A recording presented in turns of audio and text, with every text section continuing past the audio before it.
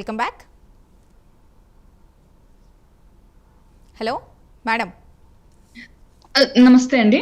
నమస్తే మేడం. ఇప్పుడు చిన్నపిల్లల్లో నమస్తే. పెద్దల్లో తరచుగా మనం ఈ పళ్ళ సమస్యలు అనేవి వింటూ ఉంటాం. అసలు ఎలాంటి టైంలో ఖచ్చితంగా డాక్టర్ని సంప్రదించాలి అంటే మీరేమంటారు? పన్ను మామూలుగా నొప్పి స్టార్ట్ అవ్వంగానే మీరు డాక్టర్ దగ్గర చూపించుకునే దానికంటే ముందే ఒక 6 నెలలకు ఒక్కసారి డెంటల్ విజిట్ అనేది చేస్తూ ఉంటే మీకు ఎలాంటి ఇబ్బంది లేకుండా ఉంటుంది మ్యామ్. అండ్ పంటి నొప్పికి అన్ని రకాల ట్రీట్మెంట్లు అవైలబుల్‌గా ఉన్నాయి. లేటెస్ట్ అడ్వాన్స్డ్ టెక్నాలజీస్ అన్నీ ఇప్పుడు బాగా అభివృద్ధిలోకొచ్చాయి కాబట్టి మీరు ముందే డెంటల్ డాక్టర్‌ని విజిట్ బెటర్‌గా ఉంటుందని నా ఒపీనియన్. అండ్ ఇప్పుడు మనం జనరల్గా చూసుకుంటే ఒక రోజులో బ్రషింగ్ అనేది చాలా ఇంపార్టెంట్ రోల్. సో దానికి సంబంధించి అంటే ఎంతసేపు బ్రష్ చేయాలి, అసలు ఎలాంటి బ్రష్ వాడాలి, పద్ధతి అంటే బ్రష్ చేసే పద్ధతి కూడా ఉంటుందా? బ్రష్ అనేది 2 నిమిషాల పాటు వాడాల్సి ఉంటుంది మ్యామ్. అండ్ బ్రషింగ్‌కి వాడే బ్రష్‌ని ఎవ్రీ 6 మంత్స్‌కి ఒకసారి చేంజ్ చేస్తూ ఉంటే చాలా బెటర్‌గా ఉంటుంది. ఆహ్, బ్రషింగ్‌కి టెక్నిక్ గూడా ఉంటుంది మ్యామ్. అది 45 డిగ్రీస్ యాంగిల్‌లో పెట్టుకొని మీరు పళ్ళ మీద ఎక్కువ ప్రెషర్ అప్లై చేయకుండా జెంటిల్‌గా క్లీన్ చేస్తూ ఉంటే పళ్ళు అరిగిపోకుండా జాగ్రత్తగా కాపాడుకోవచ్చు. కానీ అసలు అండ్ పళ్ళ సమస్యల్లో రకరకాల సమస్యలతో వస్తూ ఉంటారు. ఆ బ్రషింగ్ అన్నది బాగా ఎక్కువ చేసి అరిగిపోయి కూడా క్లినిక్‌కి వస్తూ ఉంటారు. So, okay. బ్రషింగ్ అన్నది చాలా జాగ్రత్తగా చేసుకోవాలి. ఒకసారి డెంటల్ క్లినిక్‌కి విజిట్ అయితే డెంటిస్ట్ అనేది మీకు విజువల్‌గా చూపిస్తారు ఎలా బ్రషింగ్ చేయాలి అన్నది. ఓకే.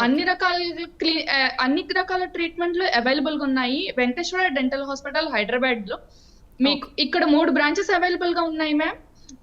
యూసఫ్‌గూడ, సనత్ నగర్ అండ్ గచ్చిబౌలి. ఒక్కసారి డెంటల్ క్లినిక్‌కి విజిట్ అయితే ఐ విల్ ఎక్స్‌ప్లెయిన్ దెమ్ ఎలా బ్రష్ చేసుకోవాలి అన్నది కూడా. ఓకే. అంటే ఒక రోజులో అసలు ఎన్నిసార్లు బ్రష్ చేయాలండి? రోజుకి 2 సార్లు బ్రష్ చేయాలి మ్యామ్. 2 సార్లు బ్రష్ చేయాలి. అండ్ 2 నిమిషాల పాటు మాత్రమే బ్రష్ చేయాలి. ఎక్కువ సేపు కూడా బ్రష్ చేయకూడదు. 2 ఓకే. నిమిషాల కంటే ఎక్కువ బ్రష్ చేసినా కూడా పళ్ళ మీద ఉన్న ఎనామిల్ అనేది అరిగిపోవడం జరుగుతుంది. ఓకే. సో, 2 నిమిషాలు మాత్రమే గట్టిగా ప్రెషర్ అప్లై చేయకుండా సున్నితంగా సాఫ్ట్ బ్రిజిల్స్ ఉన్న బ్రష్‌తో బ్రష్ చేయాలి. ఓకే. అండ్ ఈ పళ్ళ సమస్యల విషయానికొస్తే మనం ఎక్కువగా రూట్ కెనాల్ ట్రీట్మెంట్ గురించి వింటూ ఉంటాం కదండీ! అసలు ఏ పరిస్థితిలో యెస్. రూట్ కెనాల్ ట్రీట్మెంట్‌ని మీరు సజెస్ట్ చేస్తారు? పన్నులో పుచ్చు అనేది స్టార్ట్ అయినప్పుడు ఎటువంటి నొప్పి అనేది ఉండదు. హ్మ్. ఒక్కసారి తినడం స్టార్ట్ అయిన తర్వాత ఆ పళ్ళల్లో క్యావిటీస్ అనేవి ఫార్మ్ అయ్యి ఆ ఫుడ్ అనేది అందులో ఇరుక్కుపోతూ ఉంటుంది. ఓకే. అది మొదటి దశ. మొదటి దశలోనే మీరు క్లినిక్‌కి గనుక వస్తే ఆ పుచ్చుని తీసేసి సిమెంట్ ఫిల్లింగ్ అనేది చేయగలుగుతాం. అలా కాకుండా ఇంకా కొంచెం అడ్వాన్స్‌డ్ స్టేజ్ వస్తే గనుక పండ్లో తింటున్నప్పుడు నొప్పి అన్నది స్టార్ట్ అవుతుంది. ఓకే. నొప్పి స్టార్ట్ అయినప్పుడు సో, ఆ స్టేజ్‌లో డెంటిస్ట్ దగ్గరికి విజిట్ అయితే ఆ పన్ను పీకకుండా రూట్ కెనాల్ ట్రీట్మెంట్ అనేది చేస్తాం. ఓకే. రూట్ కెనాల్ ట్రీట్మెంట్ అంటే ఏమీ లేదు మ్యామ్. పన్నుకి మత్తిచ్చి పన్నులకి సప్లై చేసే నర్వ్ సప్లైని రక్త ప్రసరణని రిమూవ్ చేసి ఆ పన్నుకి మళ్ళీ సిమెంట్ ఫిల్ చేసి వేరు దాకా పుచ్చు అనేది స్ప్రెడ్ అయిపోయి ఉంటుంది. ఆ వేరు దాకా ఉన్న పుచ్చుని క్లీన్ చేసి మళ్ళీ సిమెంట్ పెట్టి పైన క్యాప్ అనేది ఇస్తాం. రూట్ కెనాల్ ప్రొసీజర్ అన్నది చాలా రకాల ఆహ్, పళ్ళ సమస్యల్లో మనం వాడతామనమాట. పళ్ళల్లో పుచ్చు ఉండడం వల్ల గానీ, పళ్ళు బాగా అరిగిపోవడం ఉండి సెన్సిటివిటీ అన్నది బాగా ఎక్కువగా ఉన్నప్పుడు గానీ, పళ్ళనేది దెబ్బ తగిలి ఫ్రాక్చర్ అయిన పళ్ళల్లో గానీ, లేకపోతే పెద్ద వయసు వచ్చిన తర్వాత గూడా పళ్ళ వరుస సరిగ్గా లేదు, వాళ్ళకి ఎముక సపోర్ట్ అంత లేదు, పళ్ళన్నీ ఒక వరుసలో అరేంజ్ చేయాలి అనుకున్న కేసుల్లో స్మైల్ డిజైనింగ్ అంటాం. ఆ ఓకే. స్మైల్ డిజైనింగ్ కేసుల్లో ఏంటి అంటే ఇంటెన్షనల్ ఆర్‌సిటీ చేస్తాం. ఇంటెన్షనల్ ఆర్‌సిటీ చేసి పళ్ళ వరుసని సరిచేసి క్యాప్స్ ఇస్తామనమాట. ఓకే. సో, అటువంటి స్టేజుల్లో రూట్ కెనాల్ ట్రీట్మెంట్ అనేది సజెస్ట్ చేస్తాం. సో, రూట్ కెనాల్ ట్రీట్మెంట్ చేసేటప్పుడు చాలా మందికి భయముండేది ఏంటి అంటే, చేసేటప్పుడు నొప్పి అనేది వస్తుందా? అవును. ఆ నొప్పి రాకుండా మత్తిచ్చి చేస్తాం. సో, రూట్ కెనాల్‌లో గూడా అడ్వాన్స్‌డ్ టెక్నాలజీస్ అనేవి వచ్చాయి మ్యామ్. So, okay. ఆ రూట్ కెనాల్‌లో లేజర్ ఆర్‌సిటీస్ అని ఉన్నాయన్నమాట. ఆ లేజర్ ఆర్‌సిటీలో ఇంకొంచెం అడ్వాన్స్డ్ టెక్నాలజీ చాలా బాగా రిజల్ట్ అన్నది ఉంటుంది అనమాట. ఓకే. మళ్ళీ రీఇన్ఫెక్షన్ ఛాన్సెస్ అనేది పాసిబిలిటీస్ అనేవి చాలా తక్కువగా ఉంటాయి అనమాట లేజర్ ఆర్సిటీస్ లో. Those okay. Are the advanced technologies okay. What you are getting in Venkateswara dental hospital, Hyderabad. Okay. ఇప్పుడు మీరు అన్నట్టుగా అడ్వాన్స్డ్ టెక్నాలజీ విషయానికి వస్తే టూత్సీ అని వింటున్నాం మనం. అంటే ఇన్విజిబుల్ అలైనర్స్ అని ఉంటున్నాయి కదా. సో వాటి Yes. గురించి ఒకసారి చెప్పండి. అలైనర్స్ అన్నవి పళ్ళు వంకర టింకర్ గా ఉన్న ఒక ప్రాపర్ పొజిషన్ లో లేనప్పుడు గానీ Hmm. మనం వాడేవి. పూర్వకాలంలో బ్రేసెస్ అనేవి వచ్చాయి. Hmm. సో ఆ బ్రేసెస్ అన్నవి కొంచెం అడ్వాన్స్డ్ వర్షన్ వచ్చేసరికి అలైనర్స్ అంటాం. Hmm. అలైనర్స్ అనేవి చాలా ఎలా అంటే కంఫర్టబుల్ గా ఉంటాయి పేషెంట్ కి. ఓకే. పేషెంట్ నవ్వడానికి, బ్రేసెస్ వేసుకున్నప్పుడు పేషెంట్ నవ్వడానికి కూడా ఆలోచిస్తారు. కరెక్ట్. బట్ అలైనర్స్ లో మీకు తినడానికి కంఫర్టబుల్ గా ఉంటుంది, నవ్వడానికి కంఫర్టబుల్ గా ఉంటుంది. సాఫ్ట్వేర్ మీటింగ్స్ అటెండ్ అయ్యేటప్పుడు కూడా ఎలాంటి ఇబ్బంది లేకుండా వాటిని ధరించవచ్చు. ఓకే. సో వాటిని తీసి పెట్టుకునేటట్టుగా ఉంటుంది మ్యామ్. ఆ ట్రీట్మెంట్ కూడా Hmm. ఒకసారి ఆ అలైనర్స్ స్టార్ట్ చేసిన తర్వాత they feel so comfortable. Braces తో కంపేర్ చేస్తే అలైనర్స్ అనేవి చాలా కంఫర్టబుల్ గా ఉంటాయి అన్నమాట. సో పేషెంట్ ఒకసారి డెంటల్ క్లినిక్ కి విజిట్ అయితే ఎలాంటి అలైనర్స్ లో కూడా చాలా రకాలు ఉంటాయి మ్యామ్. ఓకే. ఆ పేషెంట్ కి ఏ రకమైన అలైనర్స్ సెట్ అవుతాయి, ఎంత డ్యూరేషన్ పాటు ఆ అలైనర్స్ యూస్ చేయాల్సి ఉంటుంది, అండ్ ఆ అలైనర్స్ లో కూడా మల్టిపుల్ వెరైటీస్ ఎలాగా ఉంటాయి, క్వాలిటీస్ బేస్ చేసుకొని అన్ని ఎక్స్ప్లెయిన్ చేయగలుగుతాము. ఓకే. పేషెంట్ ని చూసి వాళ్ళకి ఏ రకమైన అలైనర్స్ సెట్ అవుతాయో చెప్పగలుగుతాం అన్నమాట. Okay. And one more thing, advanced టెక్నాలజీలో యూజ్ ఏంటి అంటే అలైనర్స్ వాడే ముందే డెంటల్ స్కాన్ చేసి, స్కాన్ లో వాళ్ళకి ట్రీట్మెంట్ అయిన తర్వాత పళ్ళ వరుస ఎలా వస్తుంది అన్నది based on AI, artificial intelligence ని యూజ్ చేసుకొని మేము ముందే చూపిస్తాం అన్నమాట.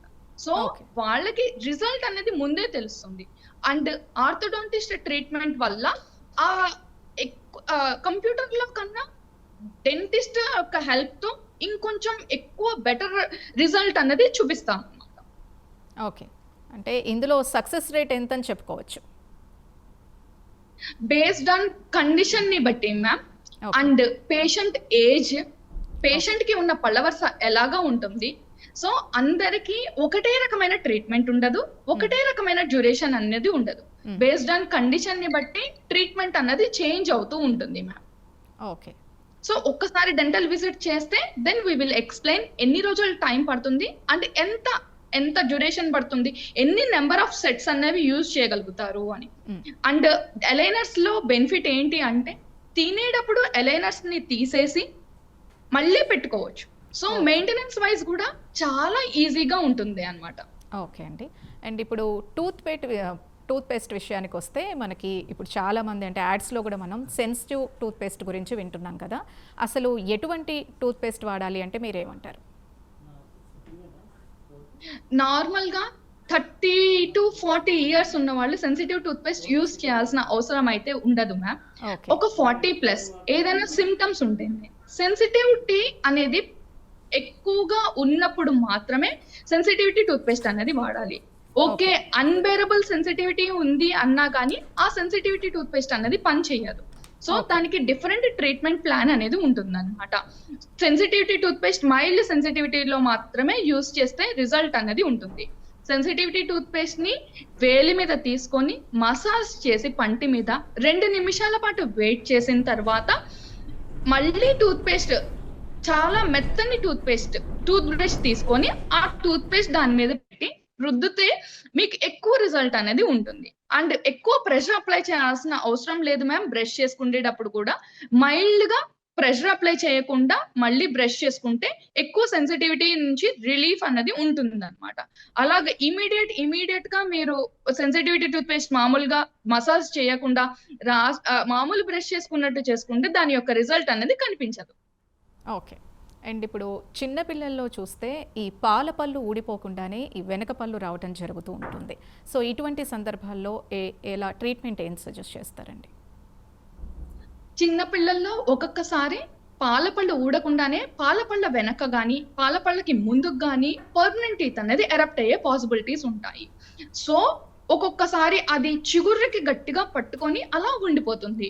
లేదు అంటే అది కదలదు అసలు. సో అటువంటి అప్పుడు ఒకసారి డెంటిస్ట్ ని కన్సల్ట్ అయితే డెంటిస్ట్ అక్కడ ఉన్న సిచ్యువేషన్ ని చూసి మీకు ఆ పన్నుని ఓన్లీ చిగురికే ఉంది అంటే గనుక దాన్ని రిమూవ్ చేసి ఒక ప్రాపర్ స్పేస్ అనేది పర్మనెంట్ టీత్ పొజిషన్ లోకి రావడానికి ట్రై చేస్తారు.